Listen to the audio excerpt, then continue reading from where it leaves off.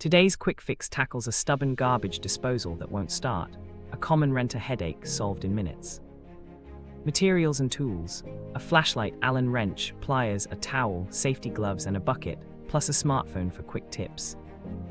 First, unplug power at the outlet or switch off the breaker, then press the reset button under the unit to reset.